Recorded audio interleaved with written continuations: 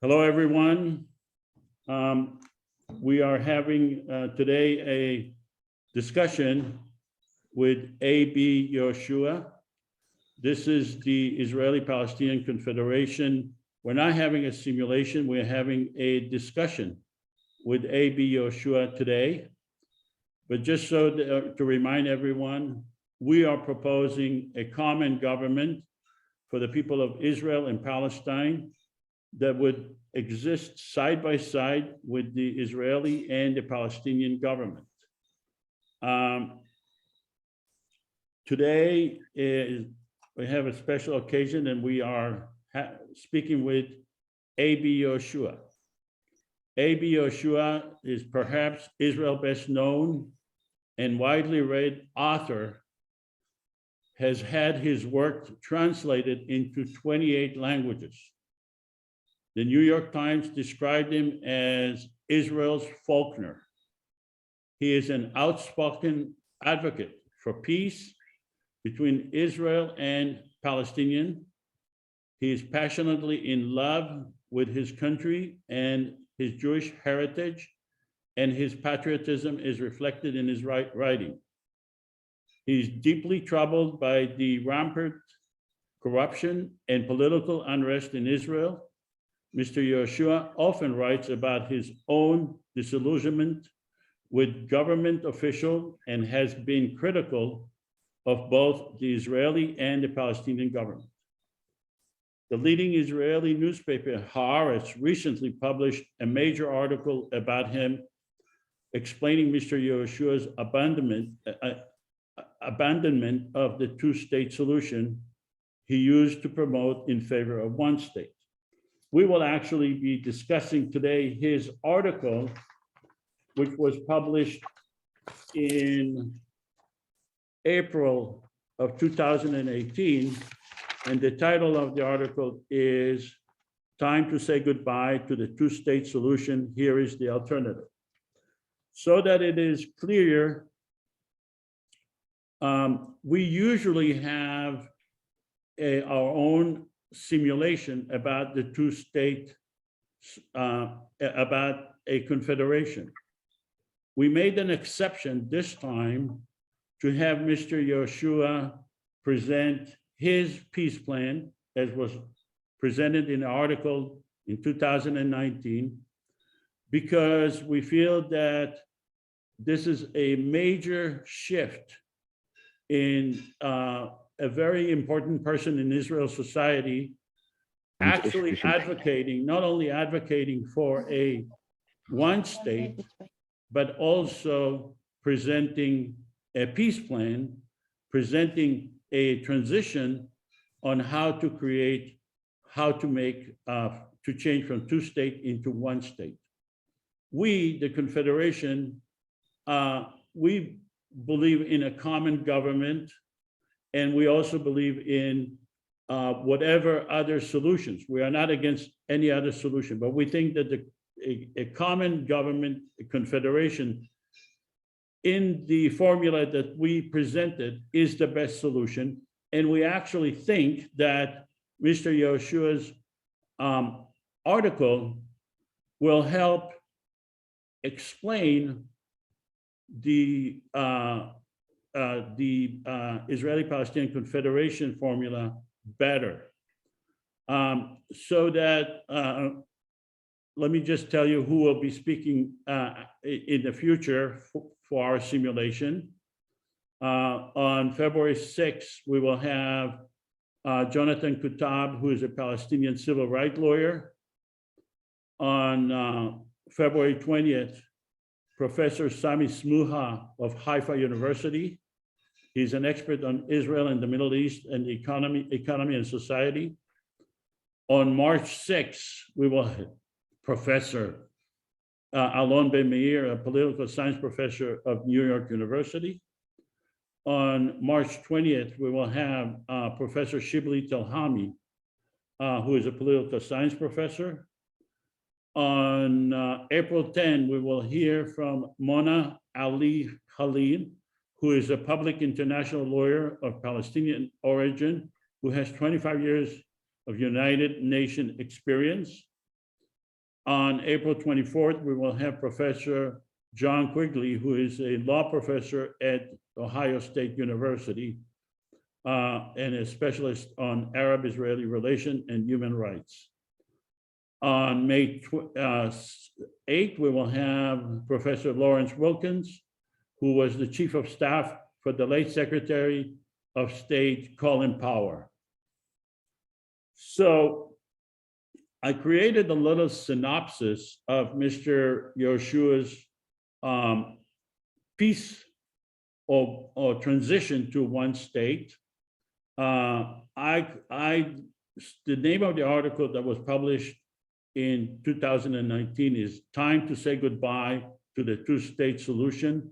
Here is the alternative. And I created a synopsis. I hope that Mr. YEHOSHUA agreed with the way I summarized his transition, what I called a gradual transition into one state.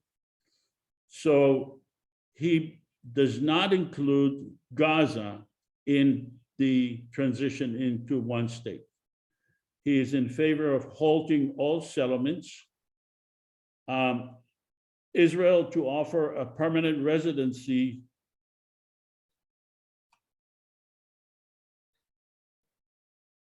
I need to minimize this.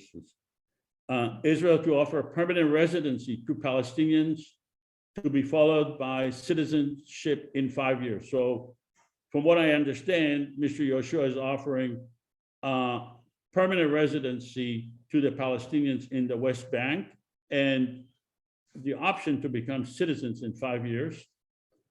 Israel to compensate Palestinians whose land has been confiscated. Palestinians in Jerusalem would become Israeli citizens immediately. He's favoring gradual easement of the checkpoints,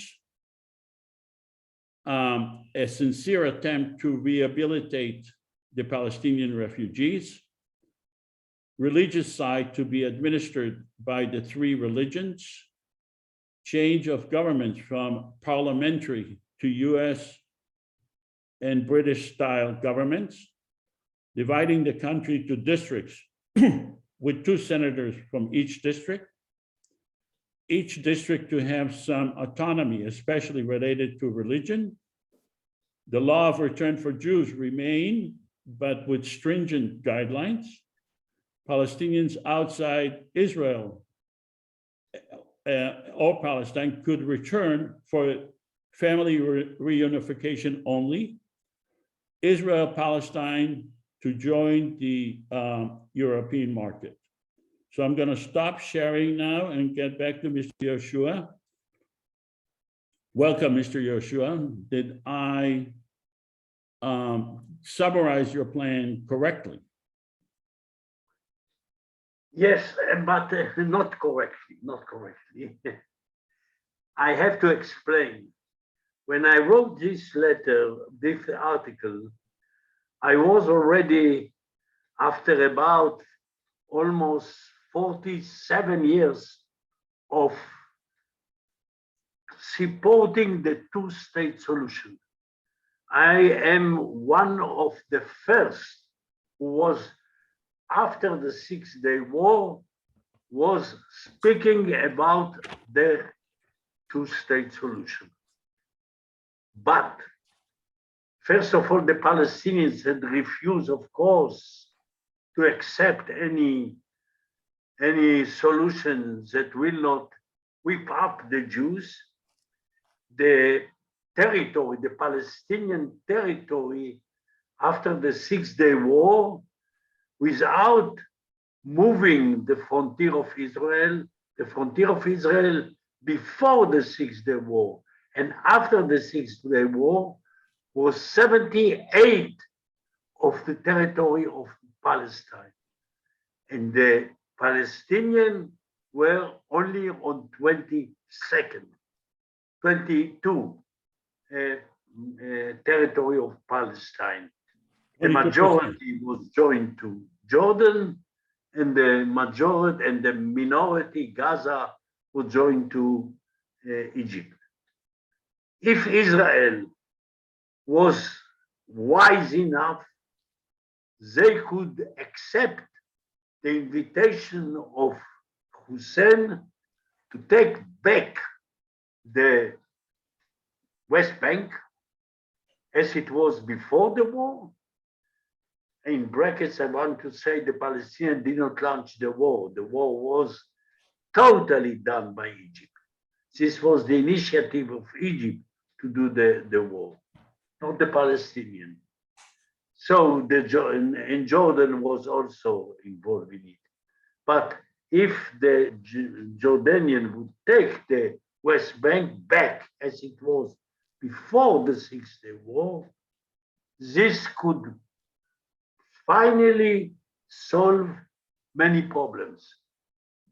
But what was happening is, first of all, and this is quite amazing to see, that the conflict in the Middle East is the most invested conflict in the world in the last 100 years. 100 years, the great power, the European power, and many others are trying to solve the Israeli-Palestinian problem. I think that first of all, the European felt guilty by taking a part of Palestine and giving it to the Jews in the Balfour Declaration and afterwards. But the fact that there were so many investments in this, especially United States, to see Clinton sitting with Arafat overnight with the leader of a very small people there, sitting on the map to see the frontier. How much Carter invests, but with success, because Carter was a moral person. He was a moral person. Anyhow, all this investment did not succeed, and the fighting, especially between the Palestinians and the Israelis, is continuing. With Egypt, the peace is peace. They don't love us, rightly, but they say, okay, we got back Sinai, we are in peace, in a very cold peace. Mr. Yehoshua, let me ask you. Just for a second. Now, the two reasons for the fact of the conflict that is continuing is that the Palestinians and the Israelis don't have the notion of homeland. They don't understand what is homeland. The Jews, of course, don't understand what is homeland. They are entering to all the homeland in the world without problem. As Hannah Arendt was saying, the Jew is everywhere and nowhere. The entering to other homeland is no problem for the Jews. And the Palestinian, for them, there is no homeland, but home.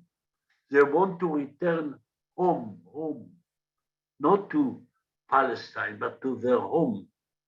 This is unbelievable. You see the people in Gaza on the fence, the young people of Gaza throwing themselves on the fence, being killed by the fire of the Jews and others, and they are saying, Auda. Auda, if you mean we want to return home. They are in Palestine.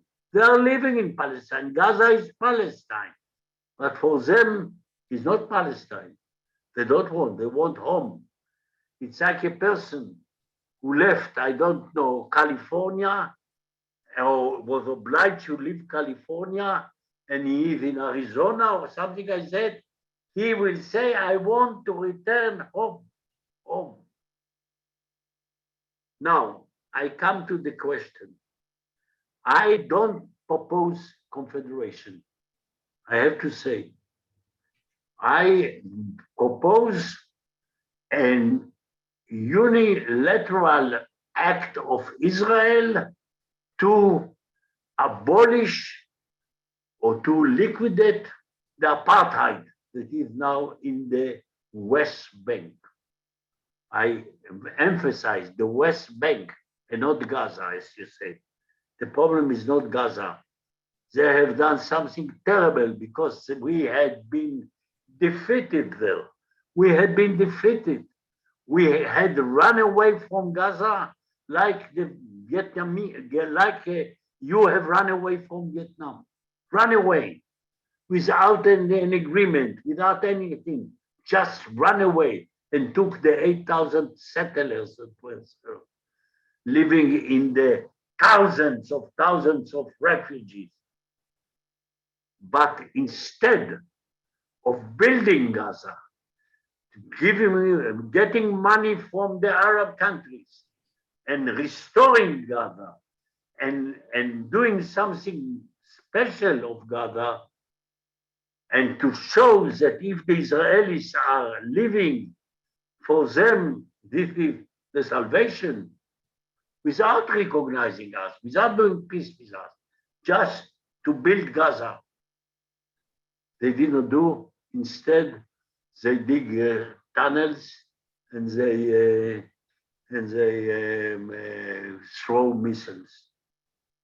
And of course, this was annoying, avoiding the Israelis to continue to get out and to leave also the West Bank or part of the West Bank.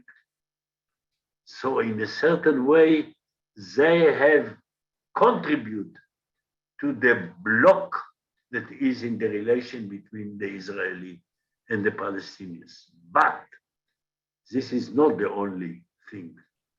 The most important reason is the settlement.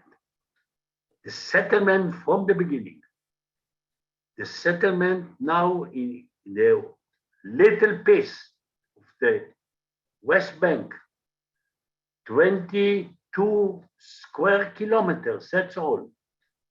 Israel had planted now about 500 or 600 settlers that have their colonies, they have their settlements, whatever they are, spread all over the country.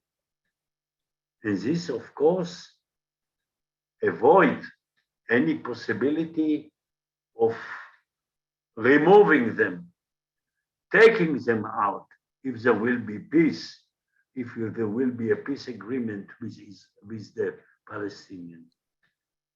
So, in this sense, the possibility of creating two states by having 500,000 of Israeli inside the tiny Palestinian territory is becoming impossible. And as I say, the Palestinians want, first of all, to go back to their homes, also their homes in Israel.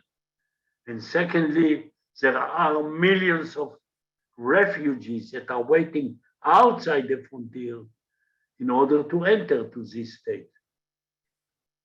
So the question is not confederation. I say it because after my article, more and more people of the left, like you, and from the left in Israel, and not only on the left in Israel, speak about a kind of one state or not confederation, because confederation is very complicated. And a confederation, you have to come in agreement with the Palestinians, and they will not agree to get a piece, this piece of land with 500,000 Israeli already sitting there. So the question is to abolish the apartheid. This is the main purpose of this article, to do something in order to abolish little by little the apartheid. We have 2 millions, about 2 millions Israeli Arab in our country, in Israel. And they are, we can say till now, were integrating very efficiently and very peacefully in the Israeli state. What we have to do is to give citizenship by grade as one side movement, starting by what is it, citizen and not citizenship, before Residency. Residency, like the Arab in the Jerusalem. They got immediately after the 6 Day War, they got residency.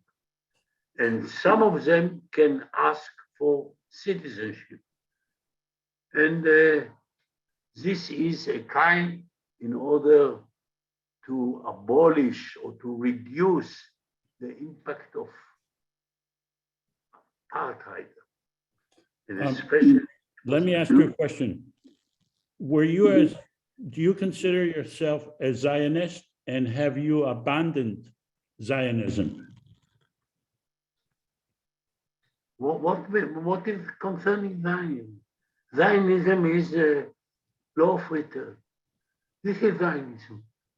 So if Egypt would not do a war against us in 67, it would be in the same frontier of 67. And nobody would say we have now to do war in order to conquer more territory of Palestine. Not at all. We have been, the questions of Zionism is the law of return. That the Jew, every Jew can enter and become citizens of Israel. Are you in favor of that or against that? Yes, I'm favoring for it because we came, I am 6th generation in Israel, 6th generation. My grandfather was coming in the middle of the 19th century. But most of the Jews came by the law of return or before the creation of the state. So I don't think that the Jews that was entering by the law of return can close the door behind it. Anyhow, nobody is coming. Almost all nobody is coming. You know, the Taglit operations that Yossi Beilin was doing had brought 700,000 young people to Israel in the last years. Only 7,000 were demanding citizenship. You are coming, if there are 2,000 American Jews that are coming after 2 years, most of them are leaving back. Jews are not coming. Jews did not come to Israel. Jews did not come to Eretz Israel all the history. They left. They just speak about Eretz Israel. Nobody was coming. Why when Balfour Declaration was given in 1917, in Israel there were 50,000 Jews. 50,000 Jews, that's all, from a people of already almost 18 million. Jabotinsky was saying, if you will not destroy the diaspora, the diaspora will destroy you. And this is what happened. This was what happened. We got the most terrible blow that any people had received. In 5 years, they kill us not for territory, not for money, not for ideology, not for religion. They killed us like microbes. The most terrible thing was happening to us. Your plan excludes Gaza. And Yes. the question is, Why? First of all, because the Hamas is there, and the Hamas is an enemy that want to destroy totally Israel. The Palestinians in Ramallah, they have recognized Israel. Arafat had recognized Israel. You can say what a kind of recognition, the terrorist attack, etc., but still he recognized. And Abu Mazen in Ramallah, he is recognizing Israel. But Hamas, they want just to destroy us. They kill us. And anyhow, just wait until what is happening with the Ramallah, with the West Bank, to see if you want to give something to the Hamas. But what I suggested exactly what is happening, the regime of America, of United States. Divide the country into 6 or 7 states, small states. It's not like you say, but you have also states with 2 million or something like that. Anyhow, this will be states. Some of the states will be totally Jewish. There will be also one state that will be totally religious, extreme religious, Bnei Brak. There will be states that will be mixed with Arabs and Jews, and there will be states that will be only Arabs, only Palestinians. Each state will send 2 delegates, that's all, like you. If California is sending to the Senate 2 delegates, like, I don't know what. Wyoming. What? Wyoming with 600,000 people. Wyoming, etc. I don't know how you support it. It's unbelievable. It's not a, but this will be a Senate in which there will be 2 delegates from each state, small state. This, first of all, avoid the threat of the demographic invasion of the Arabs. Also now, the Arabs are 2 million in our country in a relative elections, and still they have only 10 delegates in the Knesset. This, first of all. There will be also House of Representatives, like in your country, and the House of Representatives will be, of course,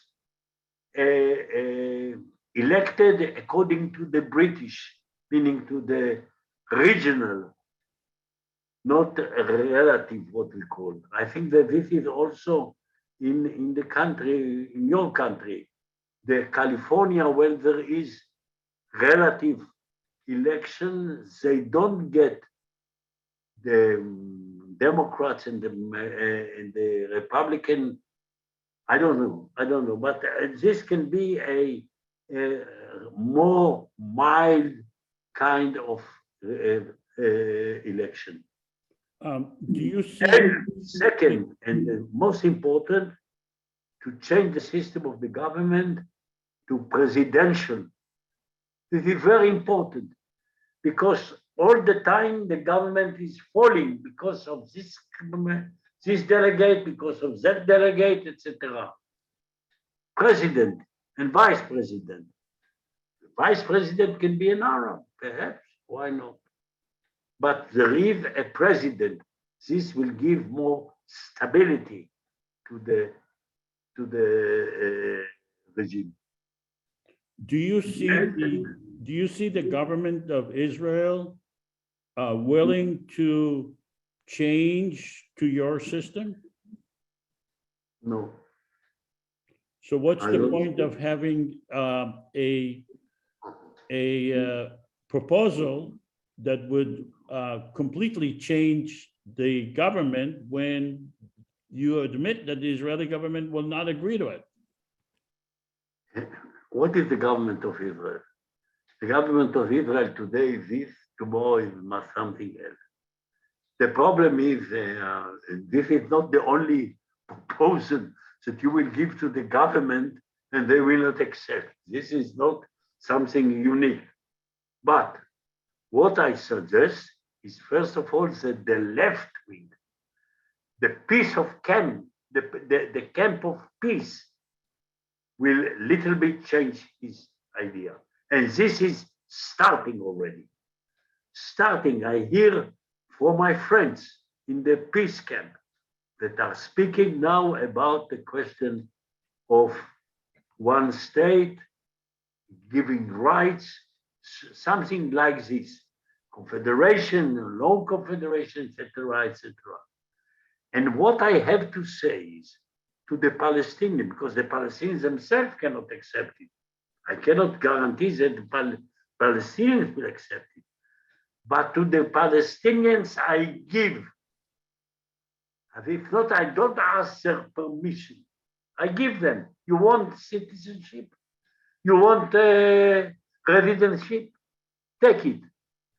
And more I hear from the people who are involved with the Palestinians, that the Palestinians themselves don't want two states, but they want one state. Because two states will be what they will get. They will get peace here, peace there, because there is the settlement. There is already the cities that are in the West Bank. Who will take all the cities out from there? Nobody.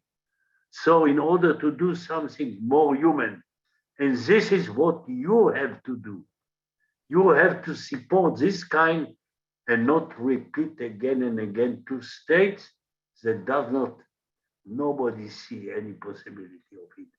And of course, and just last sentence, and of course, our dream or our hope of the peace camp that Europe and United States will do pressure on Israel was vanished totally. United States didn't do anything in order to approach peace. Even they were sending each month another foreign minister, another people like this. The president was coming, Obama was with goodwill, but he did not try to do something in order to put pressure on Israel. Nothing. Do you, according to your plan, the Palestinians would be separated, those from the West Bank, from those in Gaza? Isn't that paternalistic? And do you think the Palestinians would agree to this? What is Gaza? Gaza is, first of all, you know that the people in Ramallah hate the people of Gaza, hate them. They're in conflict. This is the Hamas. And the Hamas is doing all the time troubles in order to create quarrels between Israel and the West Bank. What do you want from the Hamas, from the Gaza? They can restore themselves. I don't have any mercy on them. They are really seeking all the time war. Why? They could build Gaza. They could build a big building. They could have industry coming then. Many Arab countries from the near Saudi was ready to give them money. And they could restore and to show to the world, you see, when Israeli leaving us, we can handle ourselves. But instead, they have become the most terrible. Why I will have them? I now have to try to convince them to get Israeli citizenship. Because what? Because they want to put terrorist action. We have responsibility, first of all, to the West Bank. This is the majority of the Palestinians. This is the Palestinians who recognize us.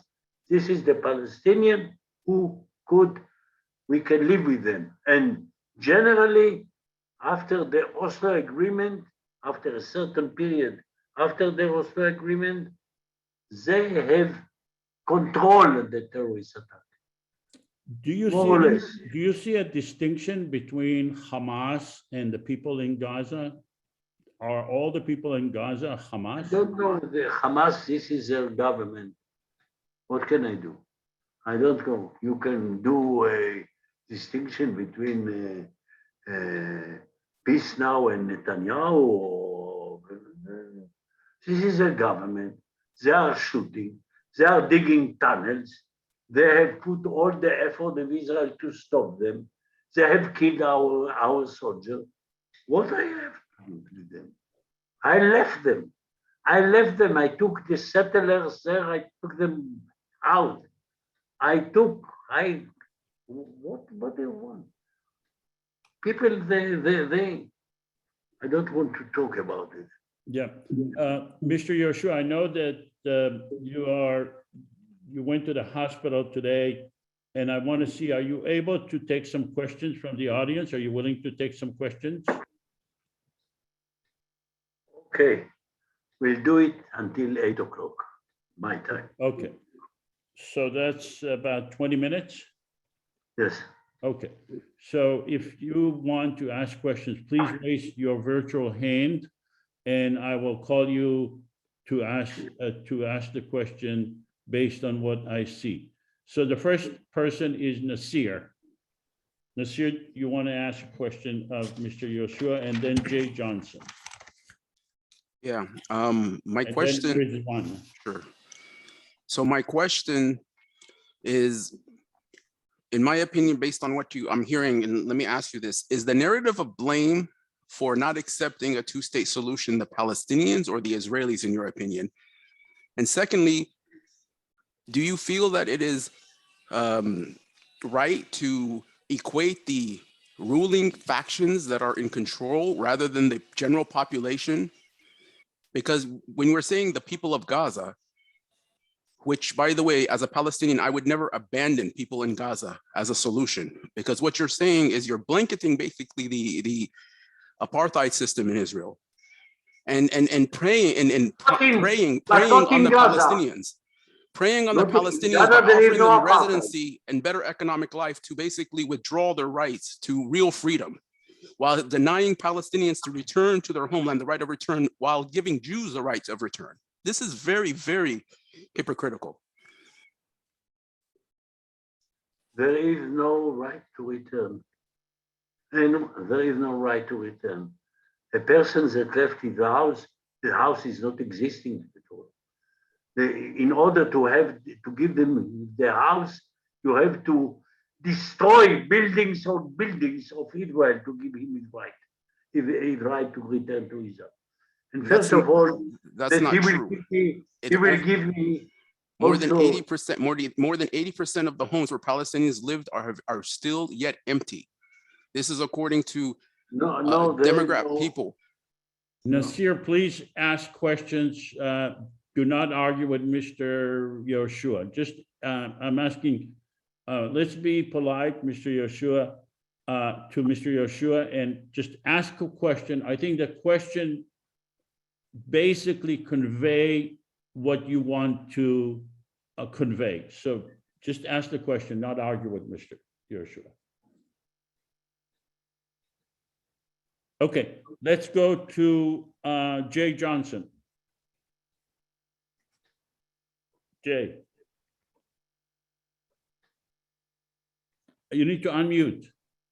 I'm concerned about the role of the religious community, in particular the Shah's party, in any agreement, confederation, arrangement, or any peace activities. It seems to me that the religious parties, in particular the Shah's party, is very adamant, hard-nosed, a hard line, and refuse to cooperate. What are your thoughts on the role of the religious community and political parties, religious parties?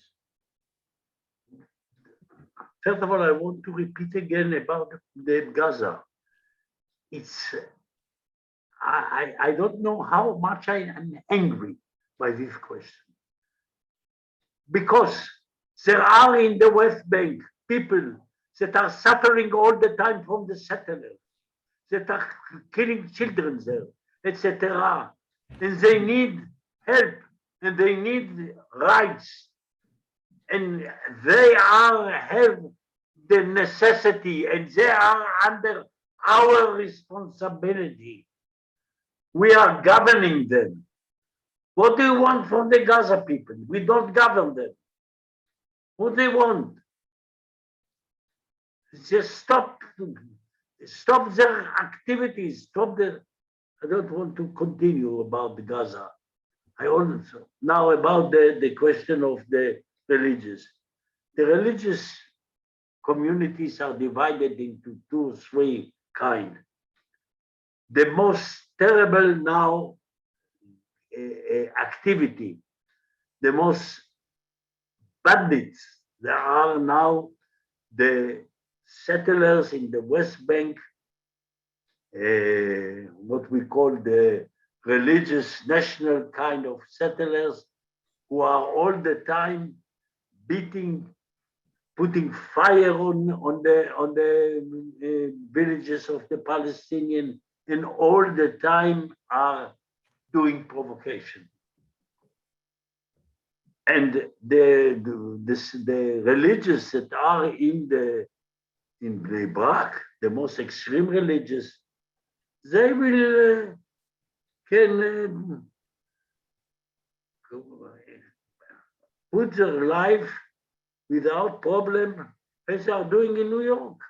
The Arabs are not interesting. The Arabs are there and they are here, and they lead their life in the way in which their life. What is important for them is God and mitzvot and all these things that are important. This is not the question of the religious. The religious was a dovish community. Now, little by little, because of the provocation of the religious brothers in the West Bank, they are becoming more and more extremists. But they want, first of all, the religious life. This is what's important for them. And I don't think that they have never been the enemies of peace. They are not, of course, loving the Palestinian. They don't love any. They don't love even the American, whatever they want. They are living here, but okay, they will find their way. Okay, The let's go to the Rizwan. After Rizwan is Amnon Harash, and after Amnon Harash is Brett Klein. Rizwan, please. Yeah, thank you so much for giving the chance. I hope I will not waste your time. I just want to say, actually my English is not very good. I just take a little time. I just want to say, Mr. Abraham, you are a good writer in Israel, maybe, because you win too much awards. Basically, I just want to say, you wrote the book, A Woman in Jerusalem. Am I right? A woman in? A Woman What? in Jerusalem. You what? Mr. YEHOSHUA, he is saying you wrote the book, A Woman in Jerusalem. Jerusalem. Yes. Yes. I just want to request you, sir. Can you please write a book? That title name is A Woman in Palestine. First of all, thank you so much. You agree Palestine exists in the world. Why I am saying you, because Israel women pray without any threat, without any forces, without any harassment. But same place, Muslim women trying to learn Holy Quran, trying to pray namaz with too much threat, too much harassment from the Israeli forces, And just I want to say, a man who is not in the war, who said Israel is an illegitimate child of the West. You know, the man his name is Qaid Azam Muhammad Al Jinnah. I am from Pakistan. My name is Rizwan Ilyas. Qaid Azam Muhammad Al Jinnah said Israel is an illegitimate child of the West. So thank you so much for listening me. And now you want to kick me from this meeting. I have no problem.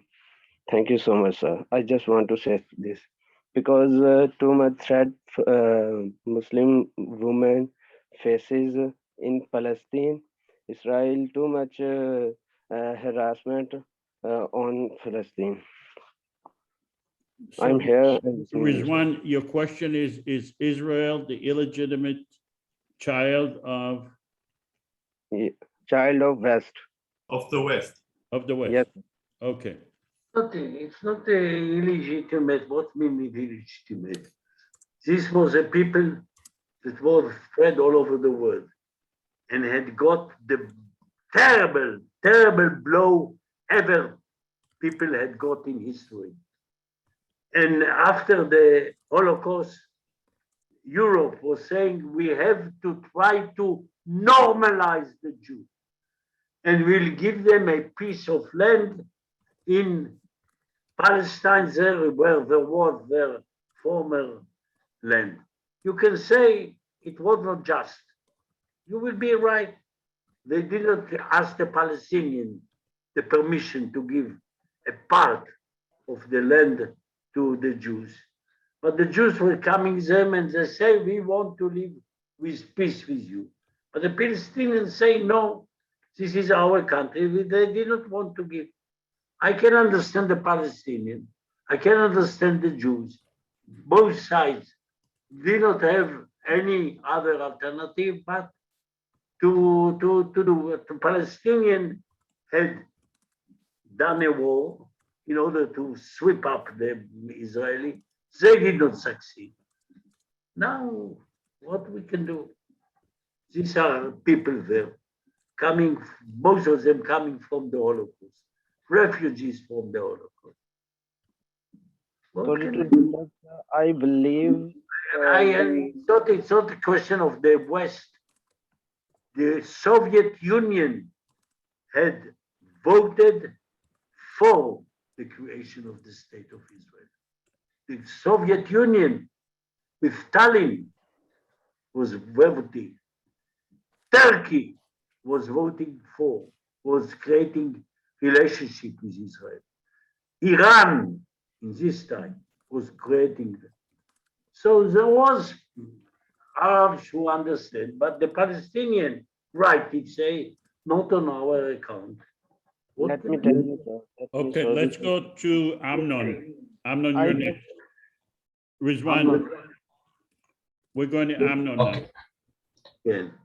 אוקיי, מר יהושע, תודה רבה לך שהצטרפת אלינו.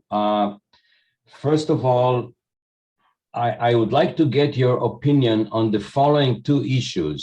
Reading your declaration or your article as Joseph summarized it, I read two things that you propose that Israel will give permanent residence and eventual citizenship to all the Palestinians from the West Bank, which are now about 2 million.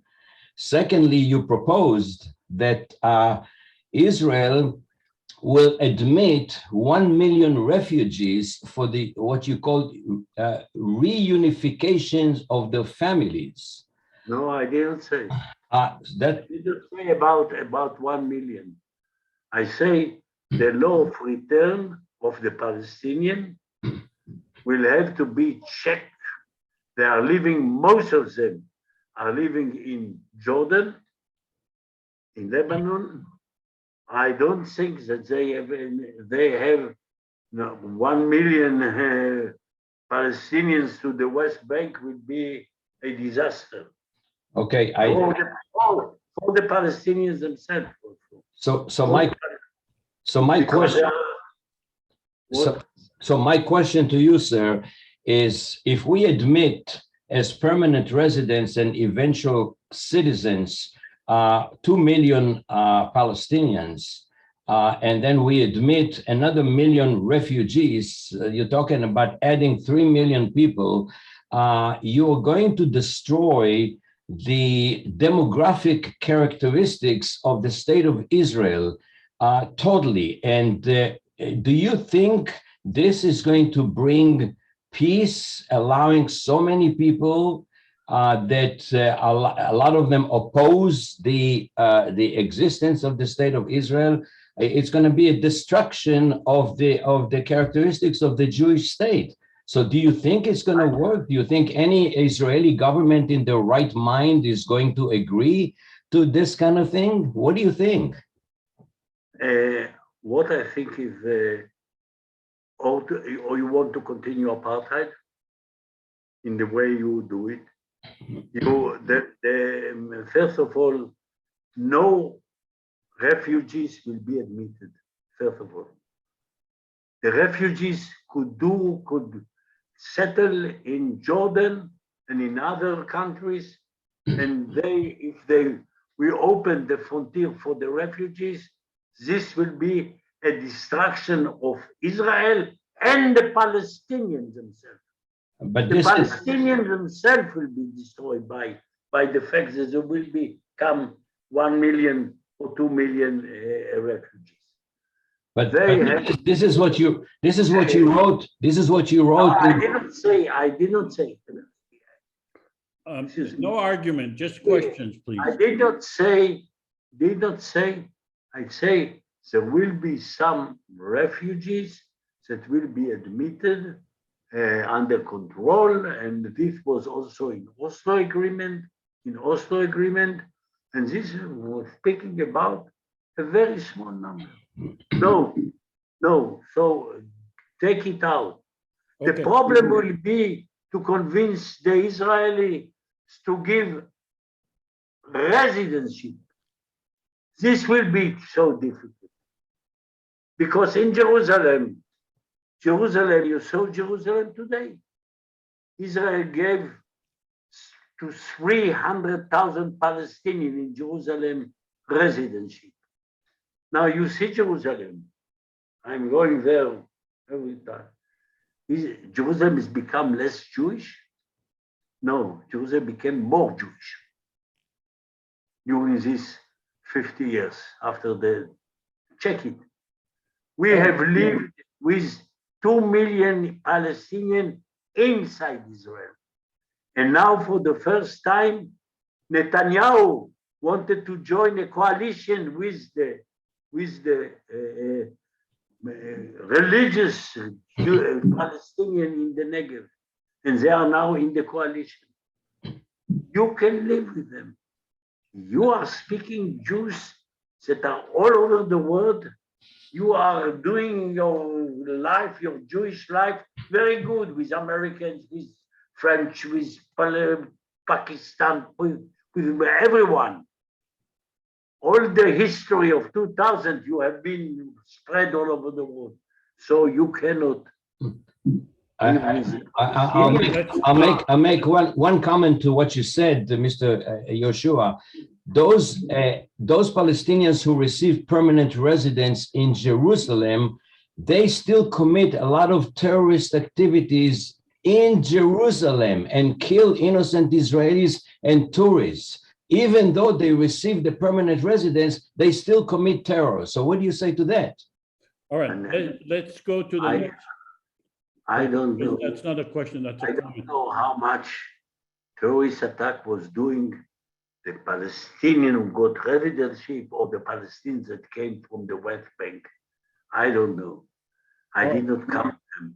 But I know that in Jerusalem, you can go freely, without any problem. Of course, you are in war. What do you want? So the Palestinians will say, bless Israel. And don't give us the possibility of being citizenship. We cannot go from the Ben Gurion airport. We have to go to Jordan in order to leave Israel and to go abroad. You want, of course. This is kind. Let's go to, Of course, this is a problem. Of course. let's go What to, do you- But let's- you have, but I want to say to you one thing, and this remember very well. During the 70 years of the existence of Israel, the Israeli Arabs who got citizenship from the beginning of after the War of Independence, Ben Gurion gave them citizenship, and they were members in the parliament. Perhaps during all these 70 years, about perhaps 30 Jews were killed by Arabs that are now 2 million in Israel. And Arabs were killed by Jews. So if he feel that he is equal, and this is what he wants to be equal, what can I do? We have damaged the possibility of having 2 states. I was for 50 years for 2 states, to put a border. What do you want from me? While many of your friends of the American Jews were saying, great Eretz Israel, important Eretz Israel, Zionism, Judaism, etc. What do you want? They called us, to me and my friends, traitors, because we won't say about 2 states. But I don't want to live in a state of apartheid. Brett, A Jew living near Ramallah, he has citizenship, and the Arab nearby is without citizenship. This is apartheid. Okay. Brett, please. Next. Hello. Yeah, greetings, everyone. Brett Klein, journalist in Paris. Buli, several years ago, we had discussed, you and I, we met in Ramat Gan, why the Palestinians prefer 1 state over a 2-state solution. And we had said, I had told you the experience of my friends in Bethlehem, where they look around at the Arab countries all around them, and they are either disaster zones or total dictatorships. And they say, at least with Israel, we have a chance at some kind of democracy given a lot of changes. And this, as far as I know, this still holds today. They look around and they say it's impossible, the countries all around us. I wonder what you think about that today. The second question I have, perhaps more up to date, is there's been a huge upswing in in settler violence in the West Bank, not the older settlers who lived there for years, but the teenage kids who are going on rampages in the villages. And much of this has been filmed thanks to people in B'Tselem and other organizations who have put this in the press in Israel. And in some cases, we have seen soldiers just standing by and watching it happen and not doing a thing, with considerable damage. And in other cases, we have seen soldiers, some participating in the violence against the villagers. And I wonder what you think about that, Budi. Thank you very much. What can I think? What can I think? Of course, this brings me to say I don't want, I will die nearby, but my children, my grandchildren, my 3 children, nobody of my children was going out, running out to Europe or to America. They are all living here. And I want them to have a relative decent state, as we have been all the time. So I pray for them. And I think that you have to help. Instead of speaking about Gaza, speak about the West Bank. This is the problem. And we can improve the situation little by little. Okay. All right. So I want to thank you so much, Mr. YEHOSHUA. I know you're tired. I am very, very appreciative that you took the time to speak to us. We all thank you very much. I want to applaud you for being able to answer and express your opinion. So all you need to do now is just press end, and your video will end. But we can go on and discuss what you told us for Okay. another half an hour, and then you'll see it. We'll see what happened. Thank you so much. I really appreciate it. Okay. Okay, bye-bye. But all of us can remain for another half an hour. And I would like to show you the Constitution of the Israeli-Palestinian Confederation, which I think would pretty much explain why we think that a common government makes a lot more sense, because we are talking about people and not. So do you guys see my video by screen? No, you're not sharing. Okay, I'm not sharing. So let me hit escape. And okay, and now I'm going to share the screen. And so this is YEHOSHUA's peace proposal. And this is our plan.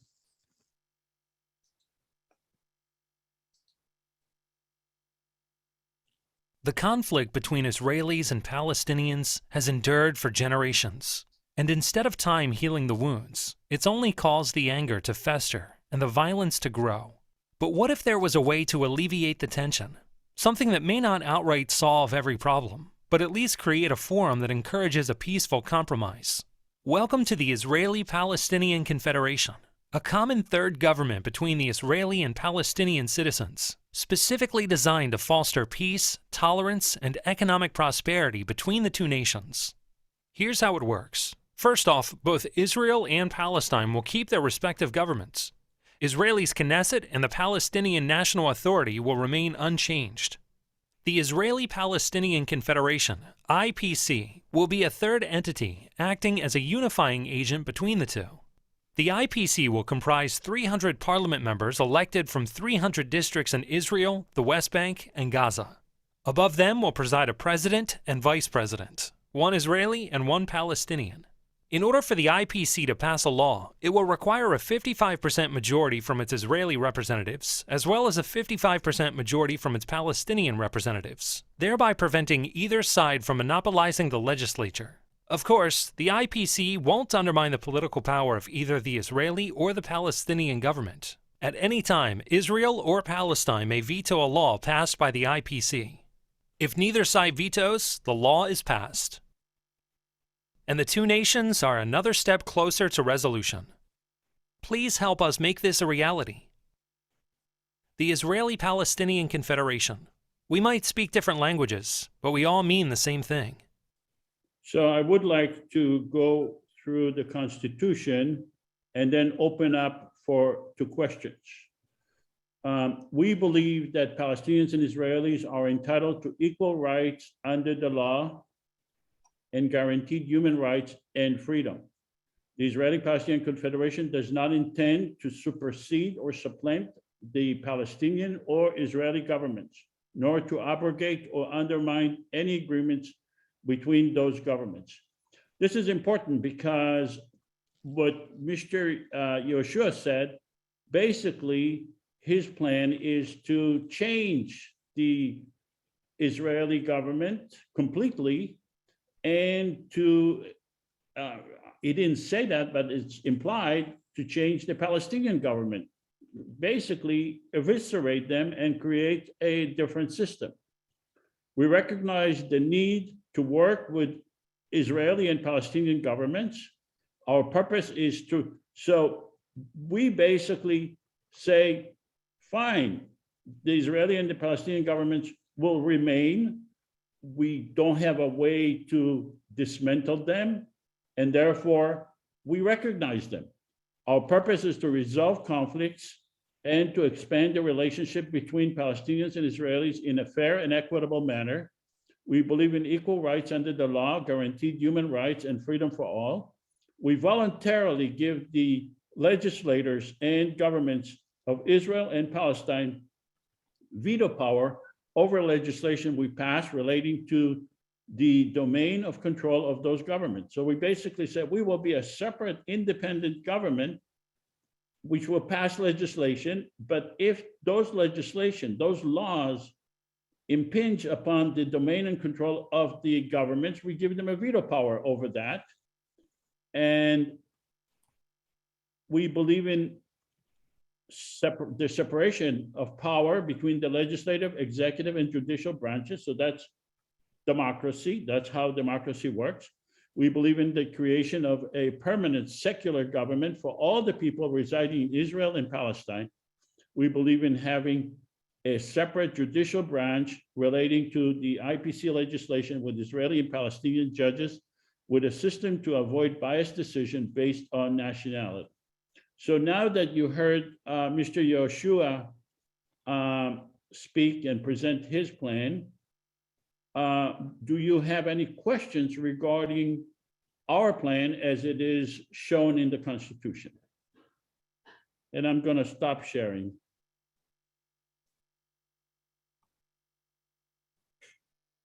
Does anyone have any questions or wants to make any comments? Brett or Nasir, you're Sure, I'll go right ahead. Thank you very much. Knowing what I do on the ground about what happens in the West Bank,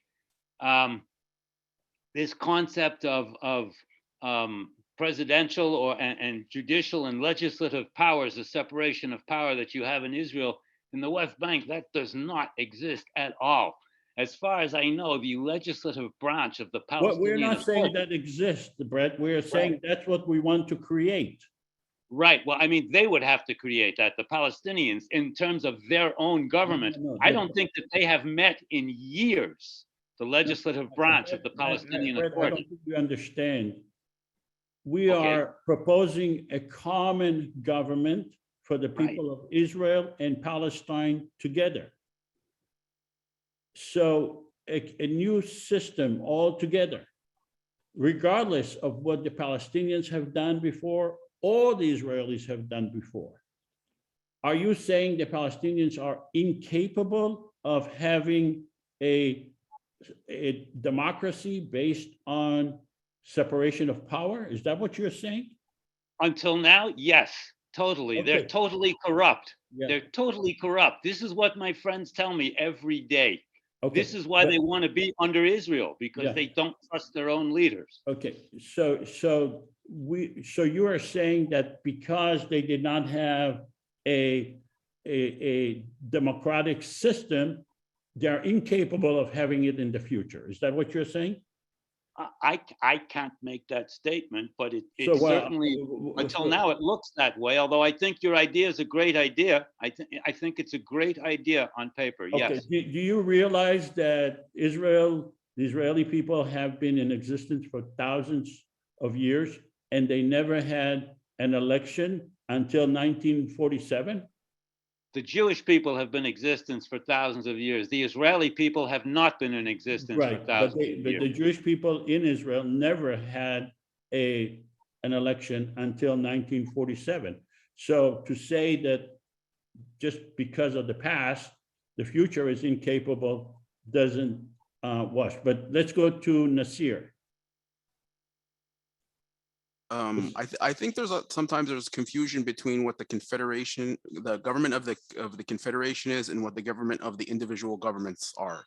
And I think maybe Mr. Klein is saying and this wasn't part of my question, but just my observation, is that he's saying that is this, the Confederation is one government and the government of Palestine and Israel is another thing, right? Correct. Okay. And as a Palestinian, I can tell you we are very capable of having a democratic society if given the opportunity, because we have not had the opportunity in a fair condition. I have a question for you, Joseph. Yes. Listening to Mr. YEHOSHUA, I think that there was 4 main points. And let me ask you this. Do you think it's contradicting to the Confederation? The exclusion of the people of Gaza, giving Palestinians residency rather than equal rights, citizenship, the right of return given to Jews, but not to Palestinians, and the fact that there's no Palestinian identity. It would be almost like we're going to erase Palestine and Palestinian national identity, period. And I think that his views actually go in great contradiction to what the Confederation stands for. And in fact, his view is not progressive. In fact, if you go to a lot of right-wing Israeli groups, especially settlers, they actually advocate the same solution. I agree with you. I think that his views are inconsistent with the notion of having a democratic government based on secular democracy, being fair to the Palestinians and the Israelis. I completely agree with that. And I strongly disagree with separating Gaza from the area. I think Gaza is an asset to the Israelis and the Palestinians. And I think that, so the reason that you have to, I think that Mr. YEHOSHUA, he is considered progressive in Israel. He's not progressive, but in Israel, his abandonment of the two-state solution and his proposal of a one-state in the Israeli political mind, especially creating a one-state, that's basically an abandonment of a Jewish state. But this is the same thing that's advocated by settler groups. Let's just incorporate the West Bank, make them residents, so not citizens, and incorporate them and control over them. This is a right-wing agenda in some of the most extreme right-wing elements in Israel. And I don't see the difference. And he may have been considered a progressive maybe like 40 years ago, but I mean, I'm sorry, this guy is out of touch. I mean, with progressivism today. I agree. He's out of touch with democratic principles, but he is considered liberal in Israel. He, in fact, referred to himself as a liberal, and he referred to his friends as liberal friends. So I do not agree with his solution, but I thought that by presenting his solution, we could actually see that the Confederation is so much better. It's a way to explain how the Confederation works better. Let's go to Giacomo. Can I say something afterwards, Joseph, after Giacomo, or sometime? Yeah, I didn't see your hand raised. Okay. Okay, yeah. No, I wanted to return on what Brett said about the Palestinians not being able to have a government and being corrupt and everything. That might be true, but the whole point right now. Yeah, well, but anyway, the whole point of the IPC would be instead to have a sort of bottom-up approach, where instead we have a healthy and progressive-minded, not progressive politically, I would say, progressive-minded people who want to have a different approach, on both sides, because on both sides at the moment we have both regimes, both governments are proving incapable of solving the problems of the fundamental problems of this region. So the whole point of the IPC would be to create a new momentum, a new place, a forum also for new ideas to emerge and while respecting, of course, the sovereignty of everybody, all the existing institutions. That's it. Yeah, thank you. Let's go to Olivia, and after Olivia, Libby. Thank you so much, Joseph. Well, I was very perplexed by what YEHOSHUA said. Well, bear in mind, I'm an outsider, so we can be superficial, limited, ignorant. Okay, but as far as Gaza goes, I see that the fact that Gaza and the leadership in Gaza and in Palestine are at each other's throats, I think this has been nourished by Israel, and this is Israel is happy about this because it shall we say, you divide and rule. They are busy spending time at each other's throats, so have less time to oppose Israelis. Now, I see, if I consider three entities, Israel, Gaza, and Hamas, and Israel, Gaza, and the PA, who is calling the shots, Joseph?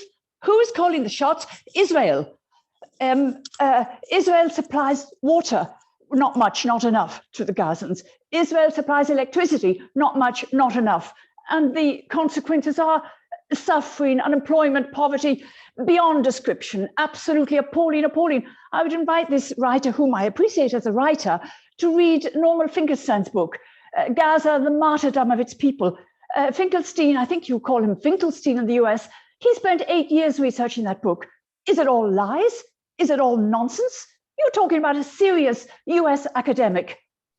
I mean, let's think about things seriously. It's in Israel's interest. Physically, they are separated. The Gaza and the West Bank are separated. Number one, disadvantage in Israel's interest. Israel nourishes the conflict between the two in Israel's interest. Oh, look at them fighting and oh, blah, blah, blah, a bunch of savages. That's the attitude. That's the attitude. So it's appalling. It's absolutely appalling. My heart goes out to these people. They say Gaza will not be fit as a human habitat very shortly. It probably isn't already for many people. Think if you are handicapped and disabled, needed to use your lift, your elevator to get up to your 4th floor, and you can't, you're in a wheelchair, what do? Do you have a generator? Not everyone has a generator. There are appalling cases, appalling, the awfulness of it. And if the rest, according to YEHOSHUA's plan, is all one, well, what happens to Gaza? Or do they rot and die and disappear and go away? I mean, who are we kidding? Who are we kidding? It's very shocking, but I do appreciate him as a writer a great deal. I like his books. I have, and the gentleman in Paris that was talking about Palestinian corruption, yes, I think Palestinians' fight is threefold. Now, I say this with respect to my Palestinian friends, my heart goes out to them, and I'm with them in their fight. I think, or if they agree, I see their fight has been threefold, Joseph, against the occupation, against their corrupt leadership, and against perhaps the oppression within their own families. Now, I say that with great respect. That's what I see. Thank you. Thank you. Bye-bye. All right. Thank you so much, Olivia. Can I ask a question, please? Let's go to Libby. Thanks. I just wanted to make a short comment about Hamas because we keep bringing that up as a stumbling block. And my memory of history, it's at one point a number of years ago, we said if Hamas won the election and that we would give them full consent to govern the Palestinian people. And as soon as they were elected, we called them terrorists and said we wouldn't work with them. And it's been a slippery slope backwards ever since that time. If we want to work with people, we have to welcome people to the table equally. And in my opinion, the Hamas continue to be belligerent and angry because they feel it's their duty for somebody to stand up to the people of the West Bank and Gaza. And so if we want to have a government that works for everybody, everybody has to be included and have a voice. And I feel like if they and others were given proper consent and could express themselves freely about the needs of their people, they would stop doing what they're doing. But as long as they are being oppressed, as long as Olivia said, there's no water, there's no electricity, somebody's going to fight for the people. And that's what we're about. We're trying to change the way we cooperate and work together. And it has to be through listening. It has to be through building relationships. And it has to be to meet the needs of all the people. Let me just, on another note, we would like to add, starting with Arabic interpretation of all our meetings. And I think we're making a lot of progress. We're going to be doing a test to see how it works. If you're willing to help with the test, it'll probably be next week. Send me an email because we need people to participate in the test to make sure that for the next meeting, it will be a smooth riding. So, and let's go to Phil. Phil, you want to ask a question or you want to make a comment? I want to ask a question, please. Oh, okay. I'm sorry. I didn't see your hand raised, but go ahead. What is your name? Okay. From my I was going to respond to Libby about Hamas, but I can wait. Yeah, okay. You can wait. Okay. From my conversations with my students, Palestinian students at Haifa University and at the Technion in Haifa, what they are saying is we will not accept anything less than a Palestinian state. You Israelis have a state. It is high time we should have a state. And then I have something to say about the idea of a confederation is a wonderful idea, but it should be after the state of Palestine becomes a reality. Because if you Joseph are saying, the confederation, if you are, sorry, I didn't finish. If you are saying it should be on an equal basis, Israel has a state. What equal basis can be when the Palestinians don't have a state? This is one thing. The second point I would like to raise, my idea at my organization, which is IFLAC, International Forum for the Literature and Culture of Peace, is that to solve the conflict, we should have mutual recognition, which means the Palestinians should recognize Israel and agree that Israel should live in peace by its side, and Israel should recognize the need of a Palestinian state. And this should be done mutually, and it should be done on a basis of talking and not of wars. Thank you. Ada, let me respond to you. The Confederation does not preclude any other solution, including the creation of a Palestinian state, including the end of terrorism, include anything else. It's like, imagine when you go to a doctor, a surgeon, and the surgeon says, you need to have a surgery. That does not mean that you cannot eat well and exercise before the surgery. So the Confederation, if you say it's a good idea, but it needs to be done afterwards. After then, a state. Yes. For them too. So the question they won't is, accept it. It's not they won't accept it. We're talking about 14 million people. We believe that out of the 14 million people, you will have about 5 million people who would accept it. We do not have to accommodate every person's point of view, just like in any other democracy. The United States of America, only 140 million people vote. But Joseph, it's an unequal, it's not equal. The Confederation should be 2 states and not just one. The Confederation, I don't think you understand it. The Confederation is not a state. It's a government for the people of Israel and Palestine together. It doesn't mean that it doesn't prevent any other solution. It's a solution for peace right now. Now, if Israel wants a state, or the Palestinian wants, it doesn't prevent that. If Israel wants 2 states or the Palestinians want, it doesn't prevent that. It would be a good government before the 2 states or after the 2 states. But it's a little bit, but it's a little bit unreasonable after 73 years to say the only solution that is possible is the solution that I propose, which is 2 states, which failed for 73 years. That's a little bit of a chutzpah, isn't it? To say— No, it's a chutzpah to have just 1 state of Israel and not 1 state of Palestine. Okay, we are not on an equal precluding that. basis. We are not precluding that. We're not precluding that. We're saying any other formula is fine. But why tell the Confederation, you wait until we succeed in what we have failed for 73 years? That doesn't make sense. It's just like— Don't say wait. We say work with us to have 2 states. Yes, and So we can have a government together. yeah, but we are saying there is no rational basis to say you should wait until we succeed.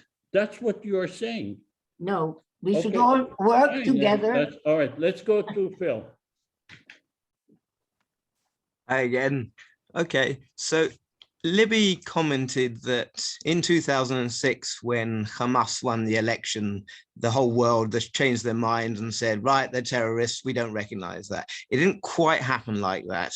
It was, nobody expected for Hamas to win, including Hamas apparently at the time. And then the international community responded after thinking about what to do by giving them 3 conditions: that if they would be willing to recognize Israel's right to exist, renounce violence, and also accept previous agreements with Israel, then they would be accepted as the legitimate representatives of the Palestinians having won that election.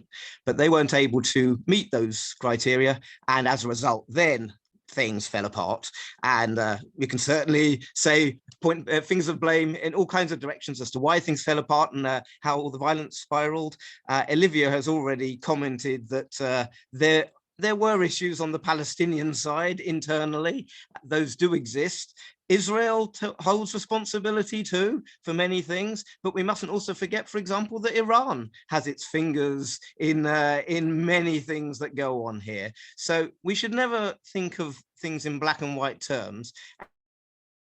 Phil, what you're saying is— And I think what YEHOSHUA has come up with is he's trying to be pragmatic. Now, we may feel that in doing so, he is crossing some red lines of principles, but I think it's important that we do try to even applaud people who attempt to be pragmatic, even if it may not be the perfect ideal solution. And in the same way, Joseph Avasar's plan is to deal with the fact that we've been stuck for years not getting anywhere. And so he is suggesting something that can break us out of that stalemate and offer a suggestion that can help move things forward in a more positive direction. So I applaud pragmatism. All I wanted to say. Okay. Would you accept that for yourself, Phil? Would you accept it for you? I want any solution. You have to sign a contract saying, I will accept this solution for myself. Let's sign that deal. Okay, it's a great question, Nasir. Nasir, can I answer that question? Is that all right? Could you explain the question? I didn't understand the question. The question was, he said it's a pragmatic solution and we have to applaud it. And I'm saying this in a I'm not trying to be disrespectful. I'm saying actually in a joking manner, but sometimes I wish we would ask the question, okay, would you accept this solution for you? For example, I will not accept a solution that I will not expect an Israeli to live by. I'm Palestinian. I think everyone here knows that. So if I'm going to demand certain rights, but I'm going to make sure that an Israeli has those same rights, I'm not trying to be better than them. I'm trying to be equal to them. And this is the question that we have to ask. So when I see this solution, It doesn't put me on an equal level with them. It puts When you me as say- a when servant. you say this solution, what do you Yeah, mean? YEHOSHUA. Because it doesn't even give me citizenship. It says, hey, you're going to be a resident for 5 years, and if you're a good boy, you might get citizenship, and maybe your family will be able to come and live with you. And no right of return. So this is not a solution that he's proposing for Jews. So we're in the first place, it doesn't put us on an equal footing, and that's what I'm saying. So any solution that's going to be pragmatic has to say, would you accept it for yourself? And this is very hard for Israelis, I think, because Israelis have a superiority complex in this conflict. And this is the biggest obstacle, I think, to any peace process, whether Confederate or not. Okay. Sorry for the commenting. It's a good comment and it's a good question. Can I answer it? And honestly, which you might not like, I think in this world, when negotiations happen, they don't just happen on the basis of principles. They happen also on the basis of the current situation and how much power is in each person's hands, each party that's at the negotiating table. That's been the reality always in this world. And I think, unfortunately, if we want to actually create a better future, I don't think we can do it purely by just looking and saying, well, what is in principle right? Okay, the reality is, if we want things to happen, the people with the power to make those things happen have to buy into it. And so I would simply say, whether we like it or not, I think we have to take account of pragmatics and certain inequalities that do exist. And if we want to create a better future, we have to work on all of that. I'm not saying we should throw away the principles. We should always remember the principles as well, but we can't just focus on principles. Does that answer your question, Nasir? I don't think it does, to be honest with you, because there are, when you really want to resolve the issues, you need to, your principle should be what Nasir said. If it's good enough for you, it should be good enough for me. What you're saying, I've got a comment. That's not actually even right. That's the golden rule. And long ago, Judaism realized that actually the golden rule is very dangerous. The assumption that what's good for you is what's good for me is good for you has actually led us down all sorts of wrong paths in history of assuming that because we like something, that the other guy likes something. So in the end, I can't remember which, was it the Rambam, I think, decided on the negative golden rule, which is don't do to others what you wouldn't want done to yourself, which is therefore not assuming that whatever the other side, whatever we would like is what they would like. So I think we have to take account, and of course we've got to be considerate or whatever, but on the other hand, we are different peoples and maybe we want different things. And actually, as it happens, it does seem we want different things, because we are hearing more and more that Palestinians would be interested in a one-state solution, whereas Israelis, Jews are much more wary of that concept. well, Phil, how would you explain the fact that the United States was able to put together a democracy for 50 states with 350 million people, that they all seem to be willing to play ball and generally feel that everyone is being treated fairly?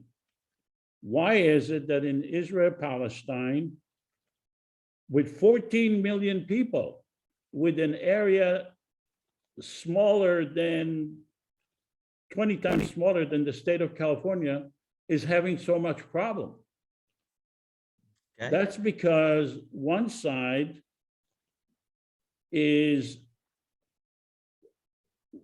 taking power into its hand, and it says, well, you need to negotiate based on our power. And that's not going to work. That's not going to work. That's not going to be acceptable. Israel probably feels at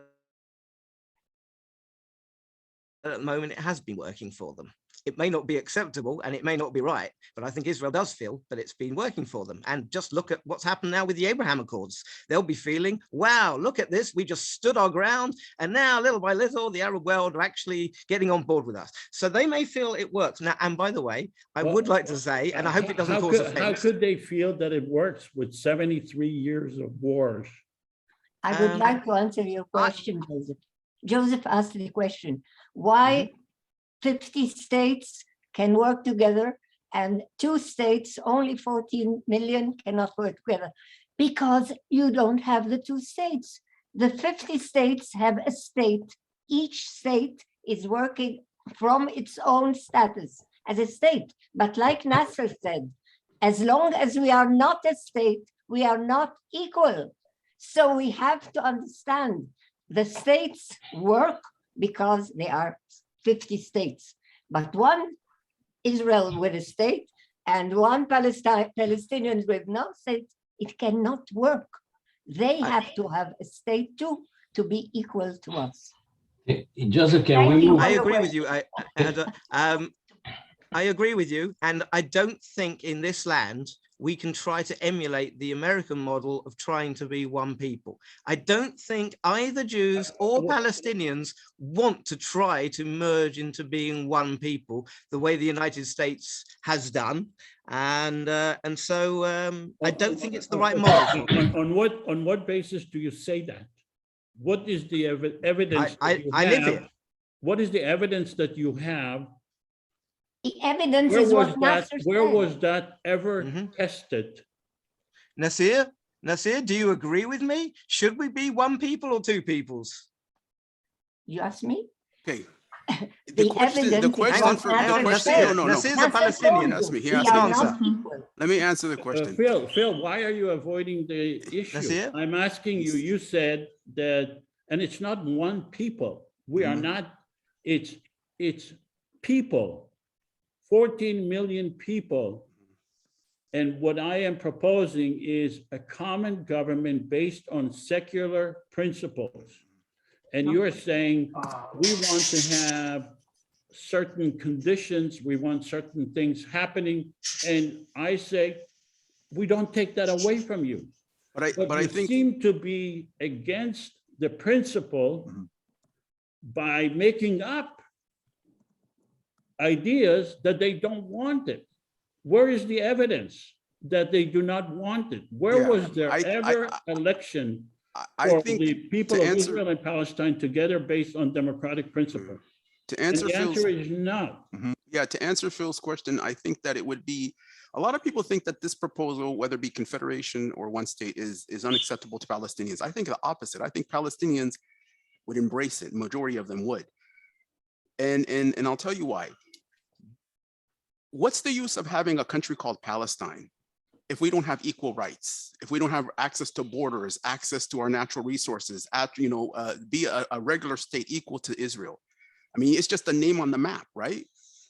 And I think that any solution that does offer that dignity, and I think that there was an interview with in Axios with Donald Trump, and it was a very good interview, one of the best interviews I think I've ever heard. And I don't like Donald Trump, by the way, but me neither. He literally said something. He said, quote unquote, and I'm paraphrasing, that he said, me, like most Americans, believe that Palestinians were always the problem when it came to peace with Israel. But in fact, it was the Israelis. And he even equated calling Mahmoud Abbas like a father. And then he said about Netanyahu, he used the F word, F him. Okay, that interview was great. You should listen to that interview. And he said one thing about the Palestinians when he moved the embassy to Jerusalem. He said, I was going to offer them something, but they're too hardened. And you guys have to understand the psychology of Palestinian people. We are a stubborn people. I give you that. But because we want our rights, it's more important than just a name on the map or a passport or something. But there's fundamental rights of dignity and justice. And this is something, if you don't offer it, it's not going to be accepted. Simple. So at one state, sure, equal rights. Two states, sure, but equal rights. That's all it needs. Joseph, can I? You guys have been talking. Let's you make your comments, and then we have to go. I have to. Yeah. We have to. Yeah. finish. First of all, Phil, you mentioned the golden rule. The golden rule simply says, he who has the gold rules. Well, that's just a little humor there.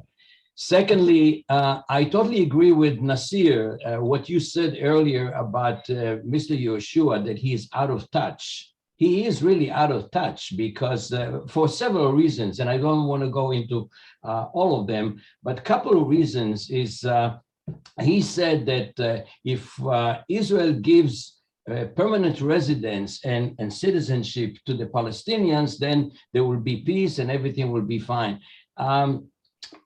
We have, as you know, Nasir, for many, many years, Israeli Arabs who live in Israel as citizens. And yet several months ago, I'm sure you witnessed that the uprising and riots by Israeli Arabs in the city of Lod, in Akko, in Haifa, during the skirmishes in Gaza. So they really burn Israeli homes and kill Israelis and everything. Israeli citizens, Arab citizens did the riots. Now, I want to tell you this. I have quite a few Palestinian friends, and I'm an Israeli. I served in the Air Force and everything. I have a lot of Palestinian friends, and I'm telling you this, and you probably agree with me, that maybe 95% of the Palestinian people would definitely want to live in peace with Israel because they know what Israel can give them. For instance, the employment. You know that hundreds of thousands of Palestinians cross into Israel every day and they receive employment. Yeah, but They I'm receive not in those earnings. riots. So- There were more Palestinians killed. So why can't you equate that- that you're was a right. period of uprising and no society is perfect. Like Yeah, crime will not be abolished. Nasir, hold on. I agree with you 100%. Not to mention that not one Israeli is serving time for any of those murders, but we have 8 convicted Palestinians for those murders. But I'll tell you this, you're right. I agree with you. That's part of the injustice. I'm totally in agreement with you. I'm not arguing. But my point is this. Most of the Palestinians want that, first of all, they recognize Israel. They know that living in Israel is much better in all the conditions of any other Arabs living in Arab countries. I shared an office. I'm an engineer. When I worked in the aerospace industry here in the United States, I live in California. We need to shut this down because I have to leave, and you know, the discussion was about Mr. YEHOSHUA. So I want to thank you all for joining, and we'll meet again. No problem.